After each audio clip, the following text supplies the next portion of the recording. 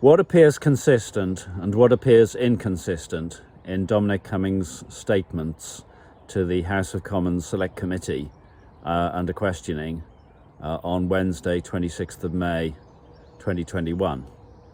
My name's Mike Cashman. I've written about this before and I'll explain why, because for transparency you should understand my potential relevance to this matter.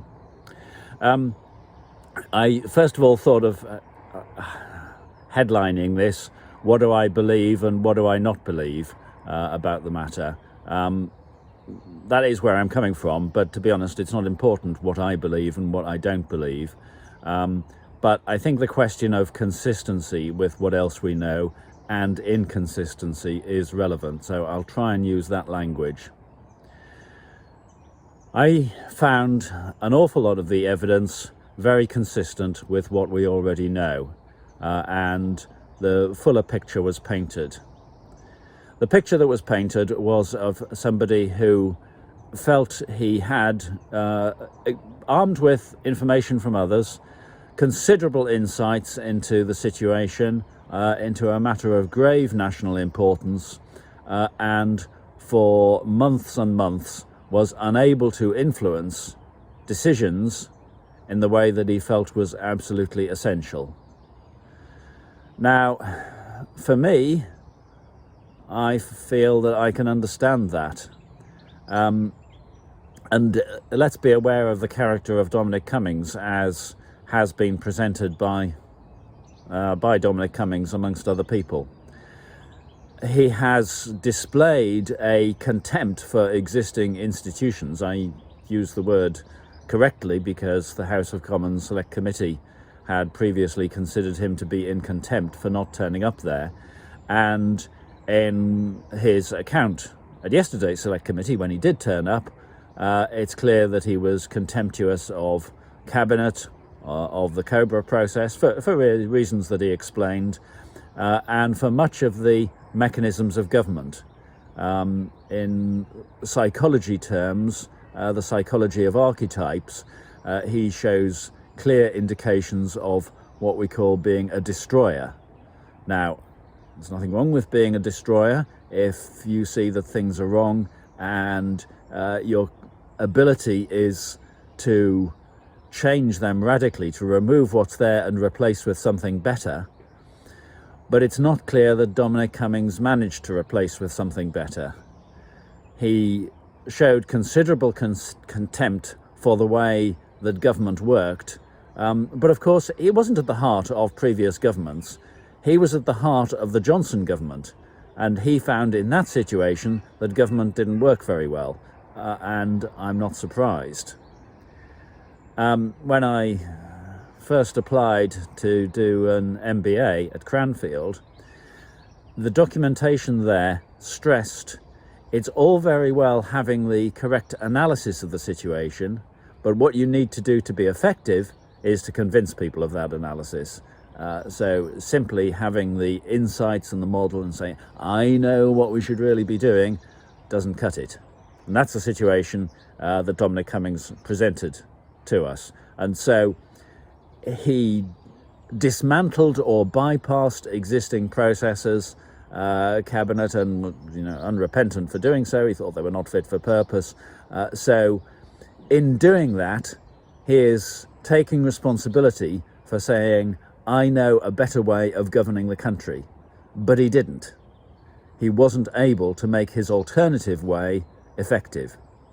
And I'm can find it perfectly consistent that he genuinely wanted to, but yet the events that he'd set in train, he was then unable to control.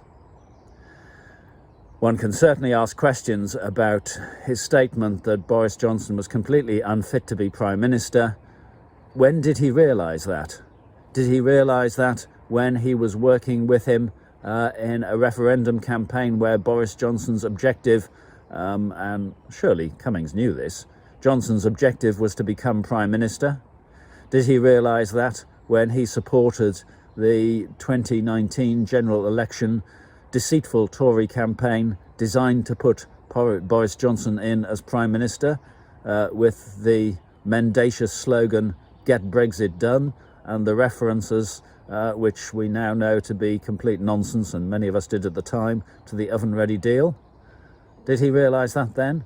And if he didn't, why didn't he understand what Boris Johnson was like?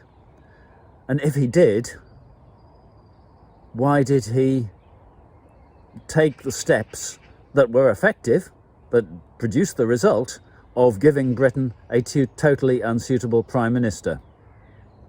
So that's where I find, in terms of the overall strategy, that there are further questions to ask that weren't asked in the Select Committee yesterday, despite the considerable time that he gave the committee. I have a more specific point as well regarding Barnard Castle and the iDrive test and so on. Now, additional information was provided yesterday by Dominic Cummings concerning security threats. This is where, look, I have to declare my interest in this. I wrote about the whole COVID situation and mismanagement in a book, and you'll recognise what's on the cover, a book of satirical verse, and we sang the music as well. I don't beg pardon, I'm talking bollocks from the Rose Garden, and I believe he was in certain aspects, and I've detailed those in the book and in a song that you can find on YouTube with a lot of detail on, probably too much for a song, but it does get, if you follow it all the way through, it does explore all the weaknesses in the original story. Now, many of them are still there. And let's take the whole question of safety, security, the London house, the return of Dominic Cummings on Easter Monday, and the subsequent sightings in Durham.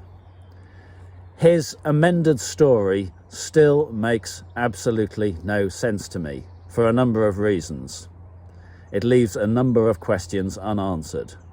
So what he has presented to us is that the day before Easter Sunday, he had a conversation over the phone to provide effectively a medical checkup, and got provided with a completely clean bill of health that says that he was okay to return to work. That's the Saturday.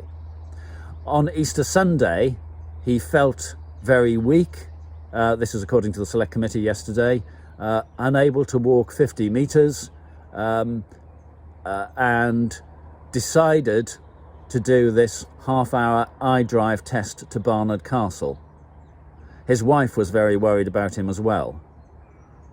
Nevertheless, despite that worry, they got in the car, they did the half-hour test, iDrive test. They put their son in the car as well. Now, bear in mind, his nieces were available in the Durham property and would have been able to look after the son. So, you know, that really makes no sense. And more to the point, his wife was really worried. His wife was concerned that he might collapse at any time. That's what he told us yesterday. And yet, according to the story, they needed to make sure that Dominic Cummings was able to drive from Durham to London and what he told us is to drive his wife and child, which leaves the unanswered question, which has been asked of the Prime Minister and he refused to answer it. Why didn't his wife drive from Durham to London? The whole Barnard Castle iDrive test to make sure that Dom was all right, the whole Dominic driving to London, it makes absolutely no sense if he was indeed concerned in the way that he describes. And furthermore, what we heard yesterday was that the primary reason for going to Durham was that he was concerned about safety and security of the London house. And they had 2 weeks in Durham, mostly staying inside the property, going for the occasional walk, going out to Barnard Castle, feeling very ill for most of that time.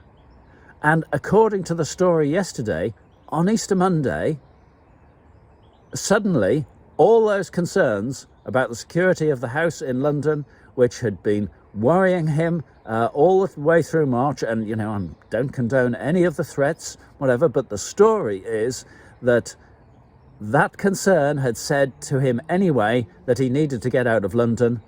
But yet, according to the story, on Easter Monday, he and his wife and his child drove back to London together, with Dominic driving. Jeremy Hunt did ask him about this, and he said his wife's concern for his health meant that she insisted on coming back with him. But in that case, why didn't she drive the car? Now, he categorically denied appearing in Durham the following week, despite several witnesses' statements the following weekend. And, you know, in terms of his presentation, I actually find him reasonably credible. And just based on his word, one is inclined to say, oh, well, you know, he seems to be very definite about that. But can we take Dominic Cummings' assurances as reliable? No, we can't. On 23rd of May, Grant Shapps stood up at the 5 o'clock briefing and said Dominic Cummings has made a full statement. He went to the Durham cottage and stayed there. He did not move around. Now, I have to assume that if Grant Shapps is standing up at the 5 o'clock briefing on a matter which is of recognised even then as significant importance, the story had broken in the Guardian and the Mirror that morning of 23rd of May, I have to assume that he's appropriately briefed. So he's looked at the full statement by Dominic Cummings, he's seen what it says, and unless Grant Shapps is lying, at that point the Dominic Cummings story is that he went to Durham and he didn't move around. So the Barnard Castle episode must have broken in the news later. I've looked at the news story on Saturday 23rd of May. Barnard Castle wasn't mentioned. I do remember this because I was one of the callers on BBC Radio 4 Any Answers that afternoon. I spoke about this. I must confess I should have downloaded the programme to hear again, but one thing that I do recall is Nita Anand, the presenter, asked me, so, you know, what do you think should be done concerning Dominic Cummings? And I said he should be sacked because of the damage to the public message about lockdown. And she was slightly taken aback, but there we are. That was before Grant Shapps stood up and said he went to the Durham cottage, he did not move around. So we know that when something is not proved, Dominic Cummings feels able to flatly deny something which actually does turn out to be true. And that was the pattern in general, that things were only admitted when there was evidence for them. So I think the question is to be addressed is this: a much more credible explanation of events than the one that we've heard is that Dominic Cummings was still concerned about the safety of the London house, let us assume, that the plan was for him to drive south on his own, and that's why his wife was very concerned about whether he could drive or not. I mean, the Barnard Castle trip may still have been a family outing, otherwise why not take the son? But, there may have been an element of checking that Dominic Cummings was okay to drive on his own. That he drove back to London on his own, saw how things were at the house, saw that there was now, in the week after Easter, remember the story hadn't broken yet, no particular danger at the house, and at the following weekend went back up to Durham, collected his wife and child, and was seen going for a walk in the woods. I'm sure the idea was go up there, stay quiet, stay indoors, don't be seen. But perhaps when he was up there, he was persuaded by his family, oh, don't worry, we can go out. You weren't spotted no story broke when you were in Durham before, and indeed in Barnard Castle you got away with that one, so let's go for a further walk in the woods. So and then drove back south with his wife and child. He did make reference to further moving them out of London, in the Select Committee, in his marathon appearance before the Select Committee. So details weren't given of that. So I think the question is, that is a much more credible explanation.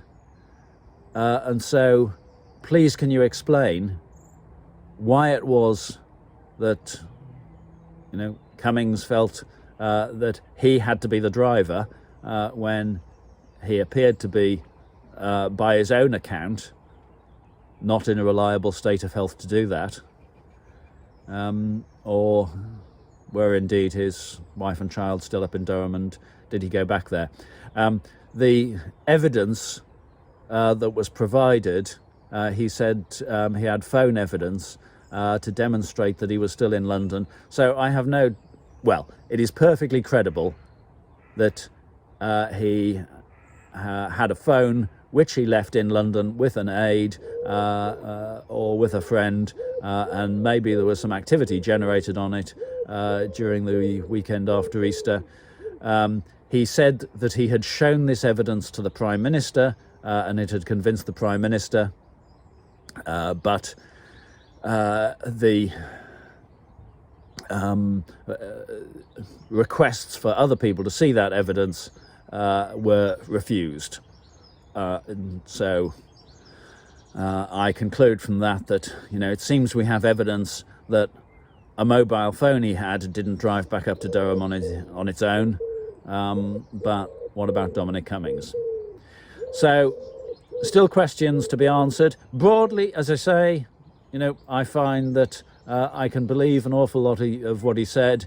Somebody with, clearly some significant ideas, clearly some insights in what needed to be done, but out of his depth and unable to operate, to sort of ensure that according to him, the overwhelming case that there should have been in order to have taken action sooner, unable to actually make that happen.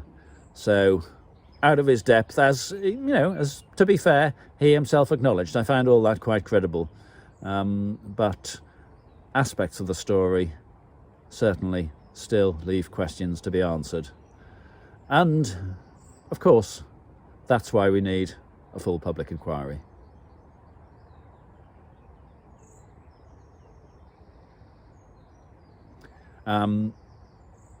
Please subscribe to the channel if you found this useful, and go and watch the video of, I don't beg pardon, I'm talking bollocks from the Rose Garden, with the additional information after the song that provides additional insights. Thank you.